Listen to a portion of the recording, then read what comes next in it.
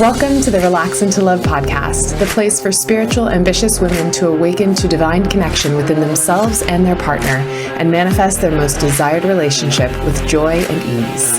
I'm Teal Elizabeth, your host, a spiritual love and relationship coach trained in the principles of feminine energy, NLP, and deep subconscious reprogramming. And through this podcast, it is my desire to inspire you on all things dating, relationships, and self-love. Now, on to the show. What's up, ladies? Hello, hello. Gosh, the sun is shining. It's a beautiful day, and I want to talk about what to do if you've ever felt this way, that all the good men are taken, right? Okay, I hear this happen all the time with women that come to me and chat with me on my free live breakthrough calls. They say, Teal, you know what? I feel like I just can't meet any good men out there. They're just, all the men I meet, they just don't light me up. They just don't excite me. They're just not what I'm looking for, right? Like, I want someone who is my match, someone that can meet me where I'm at, that makes me feel like I can come alive, that can challenge me, that can let me relax, can kind of take the reins in a sense, right? And be the man in the relationship. So I don't always have to be the man in the relationship. Who here can relate to that? Show of hands, right? Comment, yes, if this is something that you notice. You feel like you are doing everything you can to be driven, to be, be the best version of yourself. You're exercising, you're eating well, you're working on yourself, but you just don't feel like there are any good men out there. So if so, I totally feel you, girl. And I recognize too that, it's hard to meet men when we are in the middle of a pandemic and social distancing is a thing. And it can be really disheartening and challenging. And so I just wanted to kind of come on here and talk to this without getting really heavy and serious about it, but just talk about it and kind of give you some perspective shifts to think about, because it's not necessarily the truth. Even though it feels like it, even though it feels really frustrating and daunting to go out there and do the dating thing and just have, dud after dud after dud. Believe me, I remember I was doing online dating for a while, especially like mid-20s, right out of college and coming out of college. I just felt like there were so many duds out there, and the guys were just either just wanted to party or they were already taken and already like getting married and stuff, or in long relationships. So it is a big, real feeling, but it doesn't have to be your reality. And I want to talk about this in terms of what are the beliefs that we feel, and also what is the energy vibration that you're putting out there, right? So I talk about relationship energetics as being kind of the underlying theme of everything with relationships. And the way that we show up for the world is the way that the world shows up for us. I'm going to say that again. The way that we show up for the world is the way that the world shows up for us. So lots of times we can think that we're showing up in the right ways. We can think that we are putting off this demeanor of being this badass, powerful chick, right?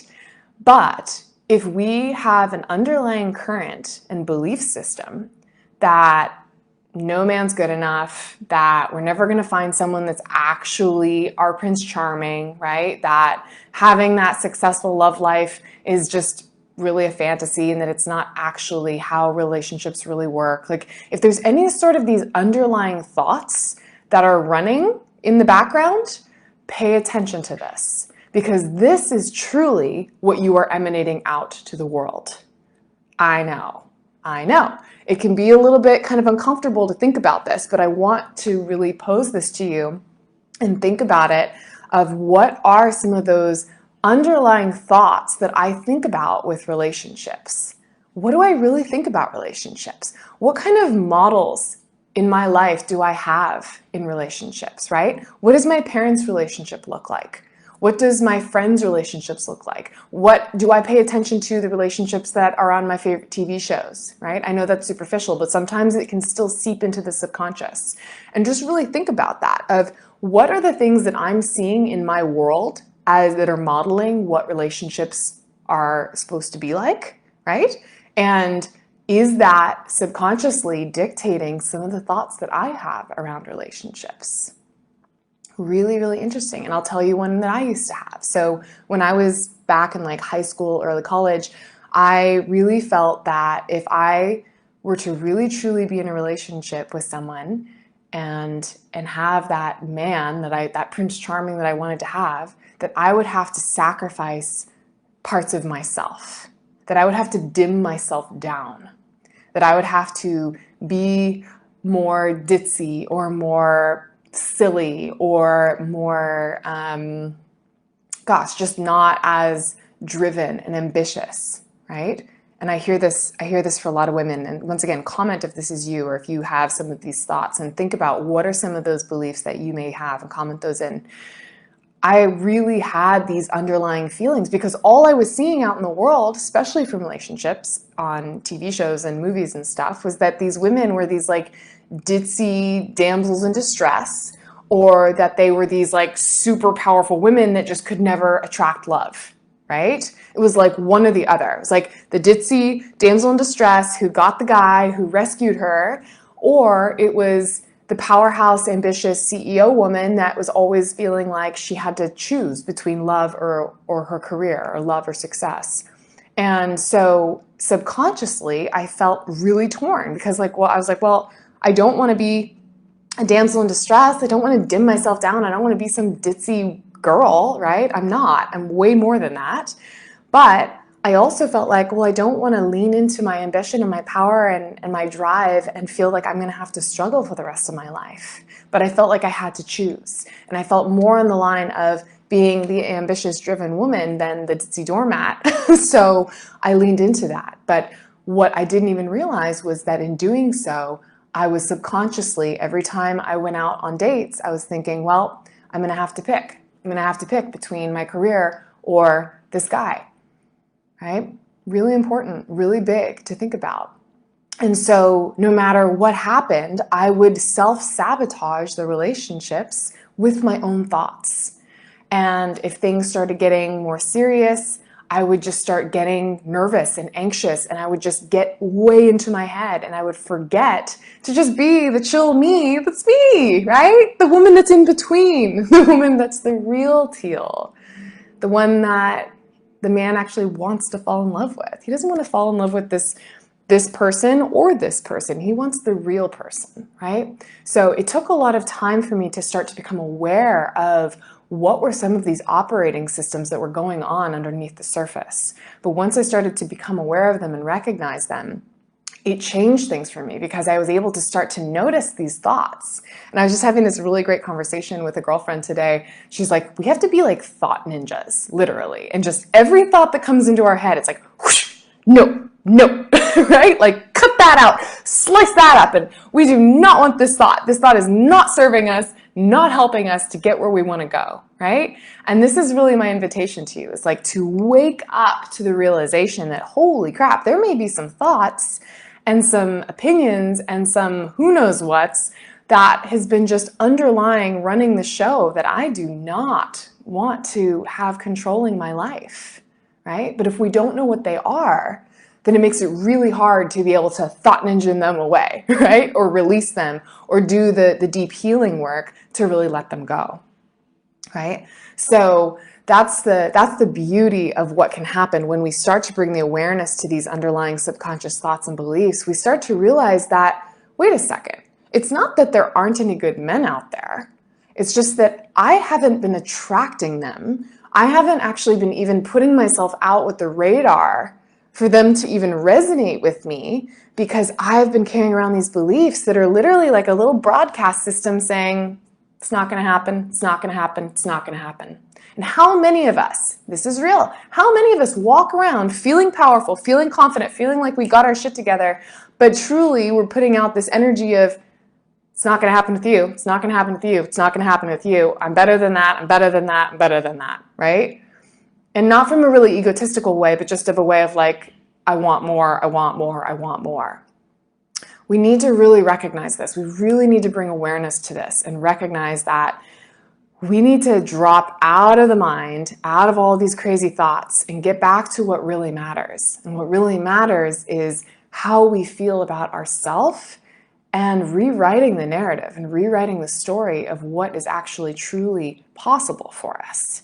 So once I started rewriting my narrative and saying, you know what? No, I really do believe that there are powerful, beautiful, high-quality men who adore me in my power, who respect my ambition, right? That's when I started to truly start to meet an entirely different caliber of man. And I'm not kidding. I really did. I started to attract an entirely different caliber of man, because what was happening was that I had been operating kind of at a frequency down here. And I talk about this, that, you know, depending on what our thoughts and beliefs are dictating, or past experiences, past traumas, past pains, emotional baggage that we haven't cleared through, it keeps us operating at a frequency down here, which is naturally a lower vibration frequency. And in the law of attraction, they talk about like attracts like, right? So when you are operating at a frequency here, you are naturally going to be attracting the similar state of frequency from a man who is also operating down here, right? It's like, shoom, you guys just fit, you match in your frequencies. But as you start to elevate your own frequency, as you start to really rise your vibration in terms of owning yourself, owning your power, owning your identity, owning yourself as that priestess, as that goddess, as that queen, right? There's like, of course I'm going to attract a beautiful, high quality, powerful man who adores me in my power and my essence. You rise up out of that lower frequency and into an entirely higher new vibration. And you can't help but attract an entirely I can't talk today, an entirely different frequency of man. And I see this happen over and over and over again with the clients that I work with. I have a client right now. She is blowing my mind. She's so in love. We've only had 2 sessions together, but she literally said to me, she's like, Teal, so this is what really love feels like, right? She really got to this place where she got to drop into her heart and open up her heart and allow herself to just stand in that power and stand in that presence and that beauty and trusting and knowing that she deserves it all.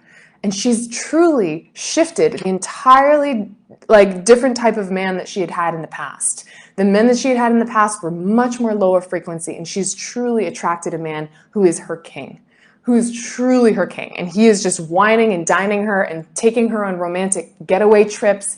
And it's just so beautiful to watch and to see it all unfold. And this is the magic of this. As we start to rise into that higher vibration, we naturally carry this new energy and we attract an entirely different caliber of man. And that's what's really possible for you. So if you are feeling in any way like you just don't see any good high quality men out there, or you feel like you're just frustrated and they don't exist, or they're all taken, what I would really challenge you on is to check your thoughts, to check your actions, and to check your energy and your beliefs about what am I basing this thought on? What am I basing this belief on? And is this really true?